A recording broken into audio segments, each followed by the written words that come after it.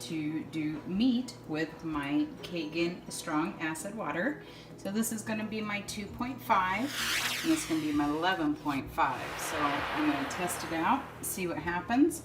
Just got this big roast. I normally don't eat meat, but you know, you do have the rest of the family to feed. So today we're going to test out and see what our water does. All right, so I've been letting this soak for just a few seconds now, so I will let it soak. We'll do 2 minutes, and then I'm going to move it over to my 11.5. So you can already see the water is clearly changing, pulling out all that junk. And look at the water, it's got so much other goo in there. So we'll see what happens in a minute. All right, so this has been sitting for about 2 minutes, and you can see all the stuff that is coming out of it. So now I'll go ahead and set it over into the 11.5, starting out with fresh water, and then I'll show you what that looks like.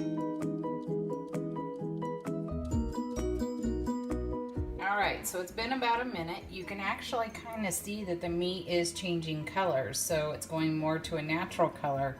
So do our food producers add color to make us buy it, make it look juicier and better? I don't know. This is the water that it came from. We're still a little pinky and kind of a whitish color in the water on this, but up to you. You can do it once or twice and kind of put it back into some new fresh water and then put it back in the 11.5. It's truly up to you. I'm seeing that it's okay. I'm gonna try it. This is my first time. So I can see that the meat is separating, so it actually does open up the meat, which gives it a different texture, and hopefully that's easier to eat and actually, you know, find it easier to eat this. Meat doesn't necessarily digest in our bodies, so this is kind of for our flavor and texture that we want, so might as well make it healthy. All right, so I'm gonna go ahead and take this out and then put it in my pressure cooker, and I'm gonna put it with some carrots and potatoes. I'm gonna still end up using some of the water, fresh water, in my pressure cooker and then cook it with that, and it brings out all the spices and everything so much better. So I'll see you once we add it into the pressure cooker. All right, so I let this sit a few more minutes while I worked on the pressure cooker and getting it all set up. So you can kind of see it has changed some colors and still a little gooey in the water. Look at all that extra junk that it's pulling out. So I'm gonna go ahead and put this in the pressure cooker and get it started. All right, so you can see what's left over in there. It's really not showing up as well as I'd like it to. It is kind of an orangey yellow reddish. So the true colors aren't coming through, but let's see, maybe if I lift it, you can kind of see now, so you'll see the different colors. And that is the extra that came out on the 11.5. I could have done it one more time, but this is my first time, so we'll test it and then see how this one tastes. All right, I have it in the pressure cooker and it is cooking. Cooking quite well. I don't even have any oil or anything in the bottom of this. It's cooking on its own. And then as soon as I get a little bit seared up on each side, then I will go ahead and add my 11.5 water back in there with some spices and let it do its thing. All right, so now I've added a few of my spices on it, and I just added these. This is Wild Tree, absolutely amazing. No preservatives, no dyes, colors, or extra junk. And it smells amazing. So I'm going to go ahead and flip it. I'm going to put some, well, I think I'm going to wait on carrots and potatoes later and let it cook. All right, just wanted to show this one more time. So I let this cook a little longer on the other side, and it still has no oils, no nothing. It's cooking on its own.